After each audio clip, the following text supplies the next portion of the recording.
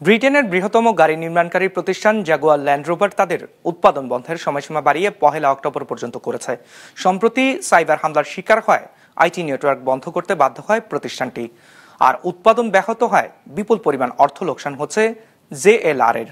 বিস্তারিত ডেস্ক রিপোর্টে। ওয়ালটন এখন দেশের সীমানা পেরিয়ে পৌঁছে গিয়েছে 50টিরও বেশি দেশে।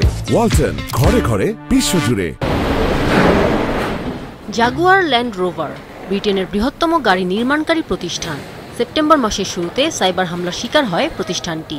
হামলার কারণে আইটি নেটওয়ার্ক বন্ধ করতে বাধ্য হয় জেএলআর। এতে প্রতিষ্ঠানটির কার্যক্রম স্থবির হয়ে পড়ে। মারাত্মক ক্ষতির মুখে পড়ে ছোট সরবরাহকারী প্রতিষ্ঠানগুলো।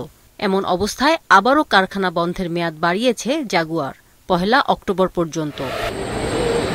ভারতের টাটা মোটরসের মালিকানাধীন বিলাসবহুল গাড়ি নির্মাতা প্রতিষ্ঠান এই জাগুয়ার ল্যান্ড রোভার।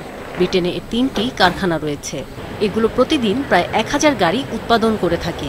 বিবিসির প্রতিবেদনে বলা হয়, সাইবার হামলার কারণে প্রতিষ্ঠানটি প্রতি সপ্তাহে লোকসান গুনছে $68 মিলিয়ন।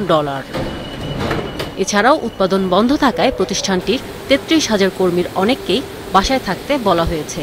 তবে শুধু জেএলআরই নয়, কারখানা বন্ধের পরোক্ষ প্রভাব পড়ছে উৎপাদন কেন্দ্রের কাছাকাছি ক্যাফে এবং জেএলআর এর সাথে কাজ করে এমন পরিবহন সংস্থাগুলোতেও। স্লোভাকিয়া এবং চীনে জেএলআর এর বৃহৎ কারখানা রয়েছে। এছাড়াও ভারতে একটি ছোট কারখানা আছে। এসব কারখানাতেও বন্ধের প্রভাব পড়ছে।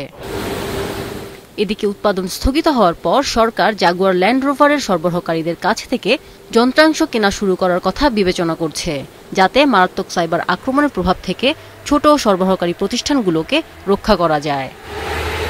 বিশ্লেষকরা বলছেন, সরকার যদি হস্তক্ষেপ করে তবে জাগুয়ারই হবে বিশ্বের প্রথম প্রতিষ্ঠান যারা সাইবার হামলার শিকার হয়ে ক্ষতিপূরণ পেতে যাচ্ছে।